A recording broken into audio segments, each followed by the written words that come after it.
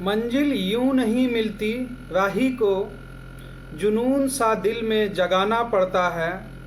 पूछा चिड़िया से कि घोंसला कैसे बनता है, वो बोली कि तिनका तिनका उठाना पड़ता है। जी हाँ, तिनका तिनका उठाना पड़ता है।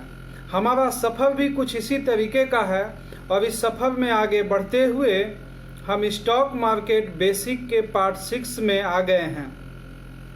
इससे पहले हमने आईपीओ प्रक्रिया समझने के बाद और कंपनी के प्राइमरी और सेकेंडरी बाजार के पीछे होने वाली वास्तविकता को जानने के बाद आइए अब स्टॉक मार्केट बाजार के अगले पड़ाव यानी पार्ट 6 में चलते हैं।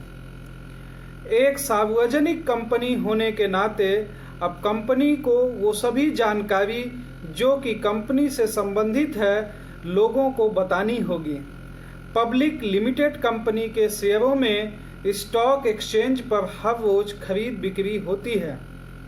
शेयर बाजार में भाग लेने वाले या भागीदार यानी पार्टिसिपेंट क्यों शेयरों की खरीद बिक्री करते हैं, इनकी वजहों को हम इस अध्याय में विस्तार से समझेंगे। तो स्टॉक मार्केट या शेयर बाजार आखिर है क्या, पहला सवाल ये। जैसा कि हमने पार्ट 2 में ही ये पढ़ा था कि शेयर बाजार एक इलेक्ट्रॉनिक बाजार है जहां बेचने वाला और खरीदार मिलकर सौदा करते हैं।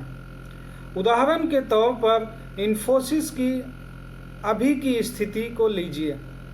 इस अध्याय को लिखते वक्त हम इन्फोसिस को ही लेते हैं कि इन्फोसिस का अगला उत्तराधिकारी कौन होगा, ये बहुत बड़ा मसला बना हुआ था क्योंकि ये पहले की बात है।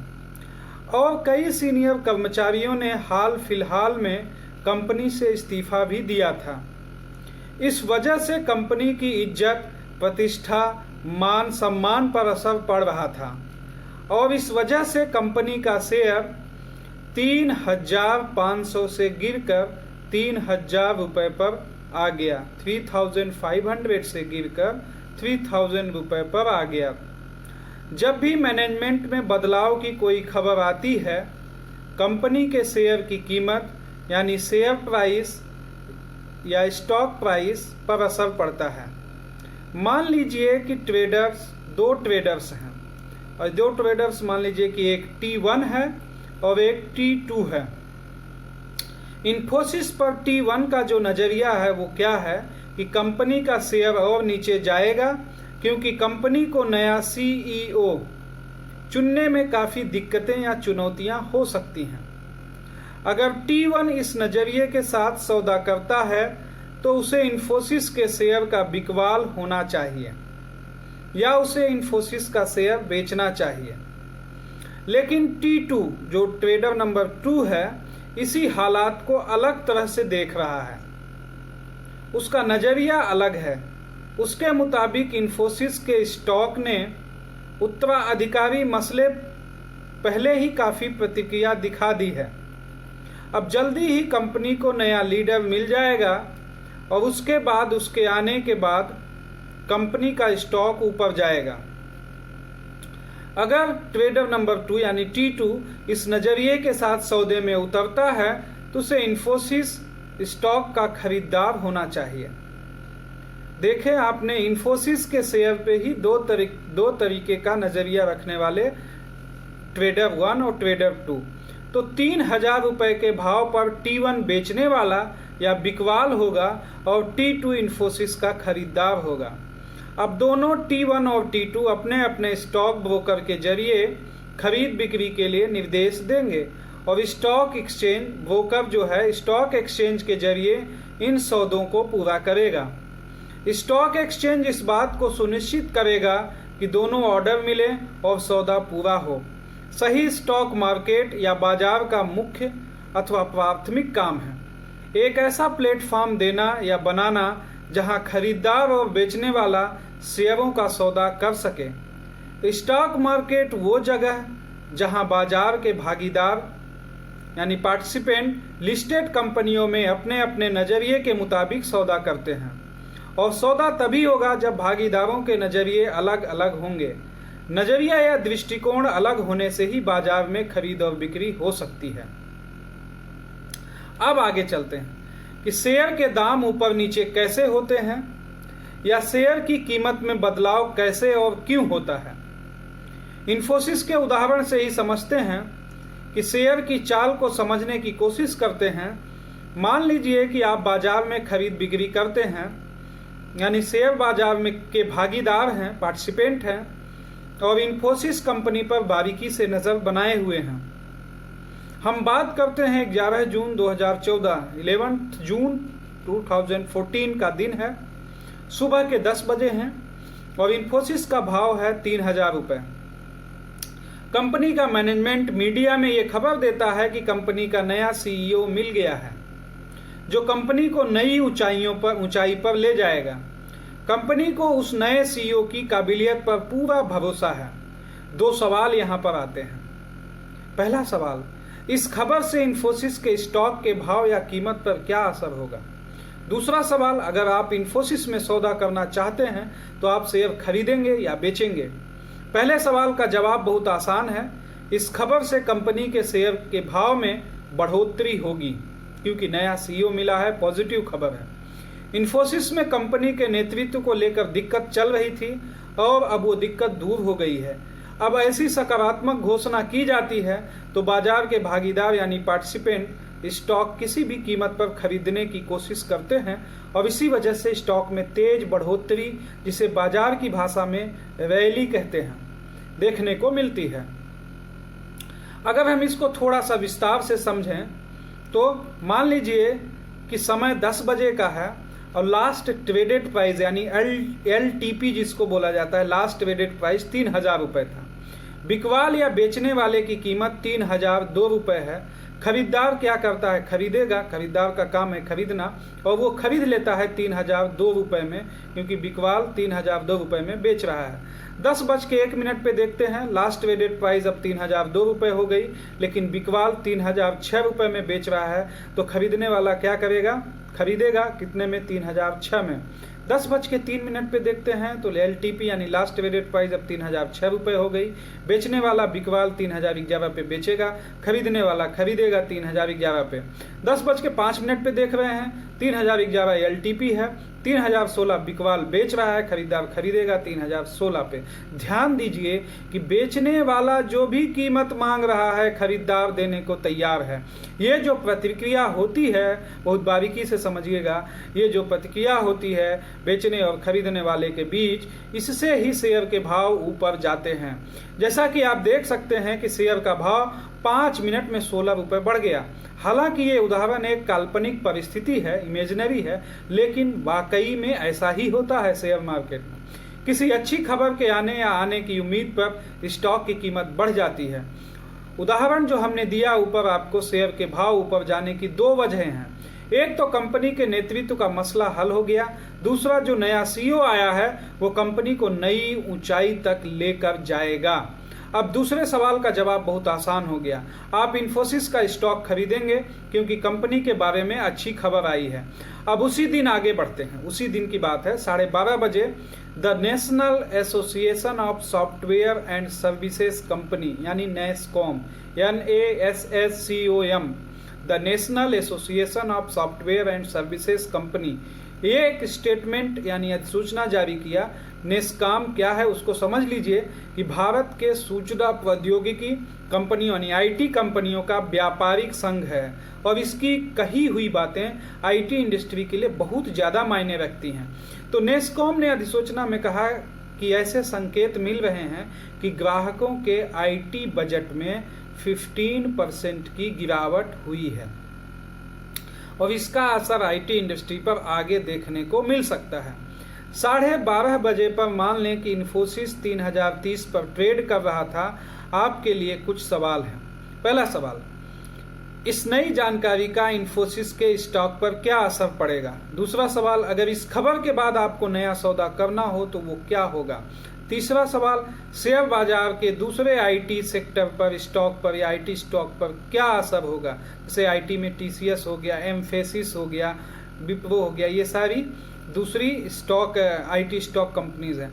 इन सब सवालों के जवाब बहुत आसान हैं, लेकिन जवाब देने के पहले हम जरा नेस्कॉम की अधिसूचना को विस्तार से समझते हैं।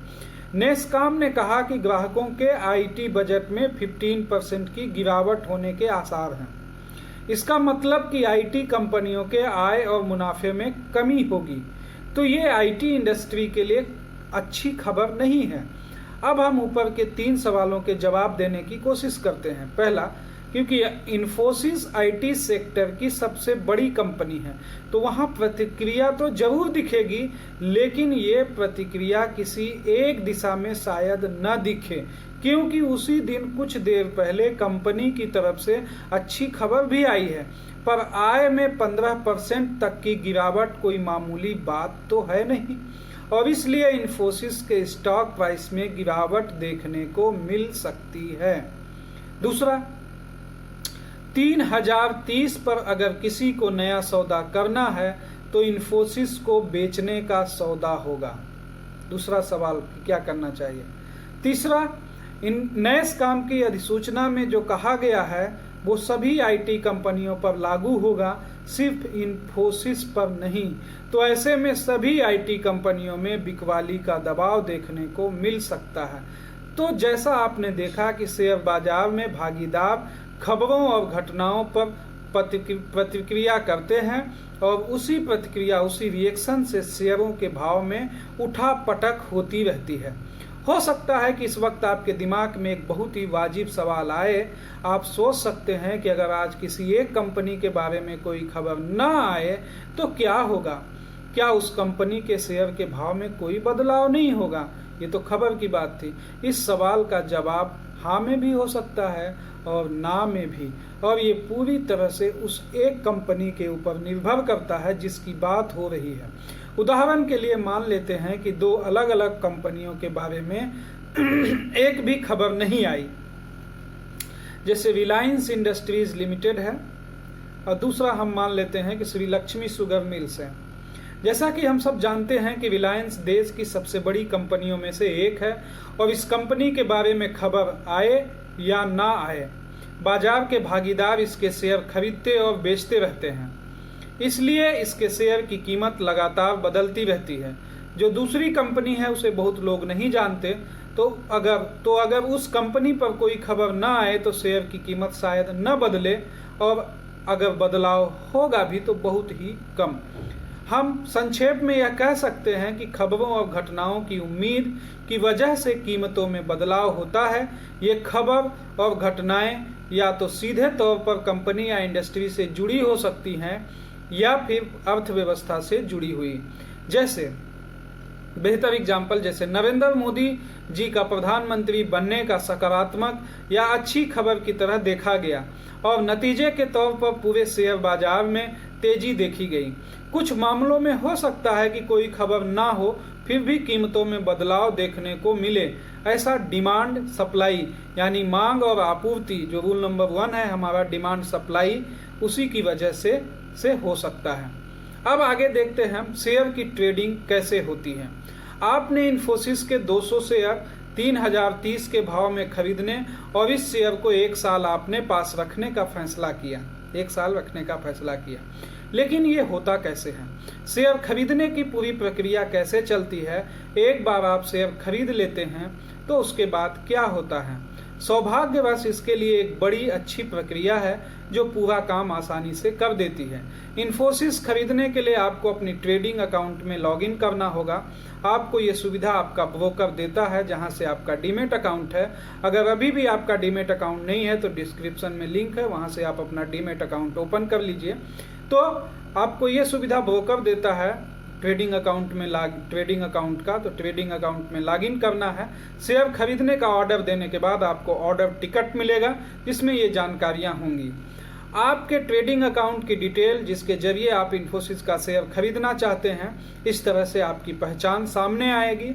वह कीमत जिस पर आप इन्फोसिस का शेयर खरीदना चाहते हैं वो भी आपको डालना होगा।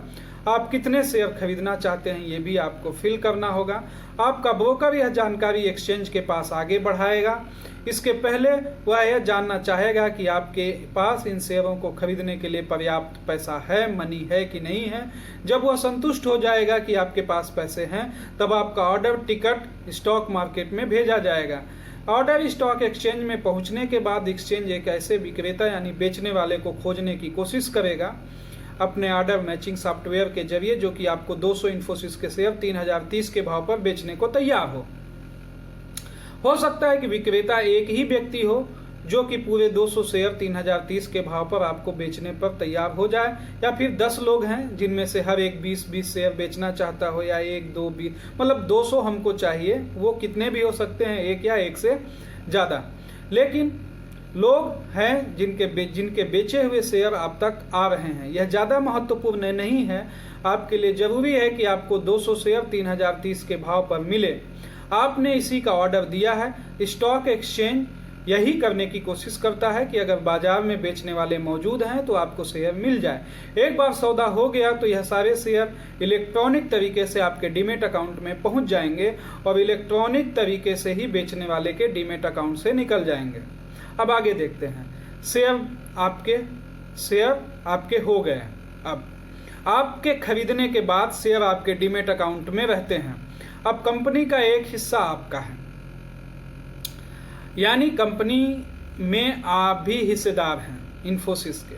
समझने के लिए आपको बता दें कि अगर आपने 200 शेयर खरीदे हैं तो आप इन्फोसिस में 0.00035% के हिस्सेदार हैं।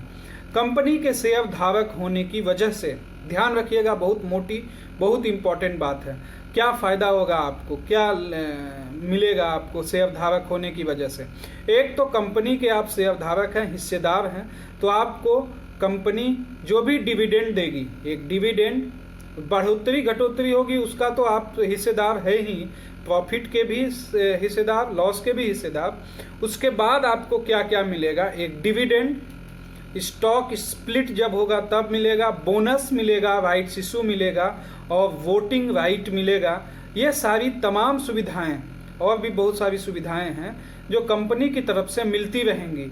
और ये जो सारी बातें हमने बोला है, डिविडेंड बोला, स्प्लिट बोनस, स्टॉक स्प्लिट बोला, बोनस बोला, राइट्स इशू बोला, वोटिंग राइट बोला, इसकी विस्तार से हम चर्चा आगे के अध्यायों में हम करेंगे आपसे। तो इन सबको हम आगे विस्तार से समझेंगे। अब होल्डिंग पीरियड क्या है?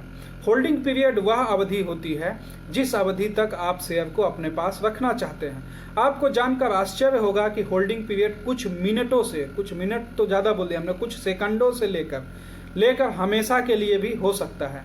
जैसे जाने माने निवेशक वॉरेन बफेट से जब पूछा गया तो उन्होंने कहा कि मेरे लिए होल्डिंग पीरियड का मतलब है शेयर को हमेशा के लिए अपने पास रखना।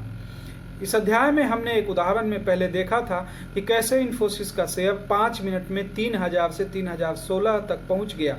5 मिनट के होल्डिंग पीरियड के लिए यह एक बहुत अच्छा रिटर्न है।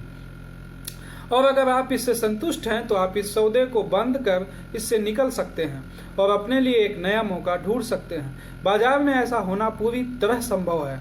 जब बाजार तेजी में होता है तो ऐसे सौदे कई बार होते हैं। अब रिटर्न हम कैसे देखना चाहिए?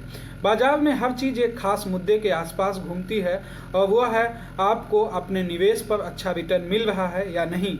अगर आप अपने सौदे में अच्छी कमाई कर रहे हैं या अच्छा रिटर्न पा रहे हैं तो आपकी पुरानी सारी गलतियां माफ़ की जा सकती हैं, क्योंकि रिटर्न पाना ही सबसे महत्वपूर्ण है। आमतौर पर रिटर्न को सालाना कमाई के तौर पर देखा जाता है। रिटर्न नापने के कई तरीके होते हैं जिनको आपको जानना जरूरी है। नीचे हम आपको कुछ तरीके के रिटर्न बता रहे हैं और यह भी बता रहे हैं कि उनको कैसे कैलकुलेट किया जाए। पहला है एब्सोल्यूट रिटर्न। यह रिटर्न आपको बताता है कि आपने अपने सौदे या निवेश पर कुल कितनी कमाई की है। आपको यह हिस्सा इस सवाल का जवाब देता है कि मैंने अगर इन्फोसिस 3030 के भाव पर खरीदा और 3550 के भाव पर बेचा तो मैंने कुल कितने प्रतिशत पैसे इस सौदे में बनाए।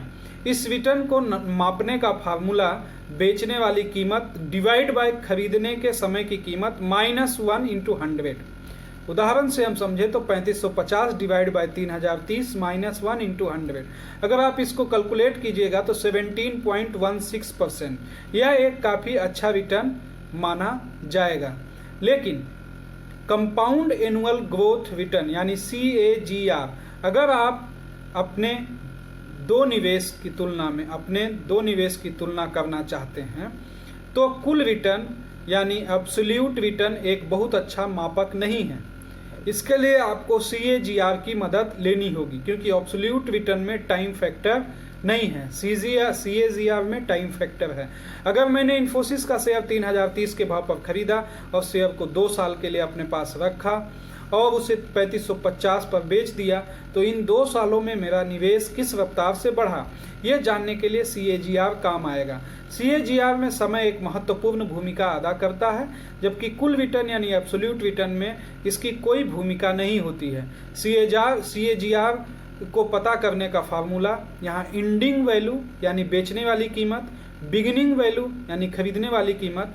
अब अगर इस फार्मूले में अपने सवाल में डालें, यानी कि जो बेचने वाली कीमत डिवाइड बाय खरीदने वाली कीमत यानी ending value divide by beginning value power of 1/2 minus 1 करें, अगर इसको फार्मूले में सेट कर दें इसको, तो 8.2% आता है। इसका मतलब है निवेश 8.2% की रफ्तार से 2 साल तक बढ़ा। अब हम सबको पता है कि इस समय देश में कई जगहों पर FD होता है, फिक्स डिपॉजिट है, जो कि 8.5% तक का रिटर्न मिल रहा है और वहाँ पर पूंजी भी सुरक्षित रहती है। ऐसे में 8.2% का रिटर्न आकर्षक नहीं लगेगा। इसलिए जब भी कई सालों का रिटर्न जानना हो तो CAGR का इस्तेमाल करना चाहिए, यानी कंपाउंडेड एनुअल ग्रोथ रिटर्न का।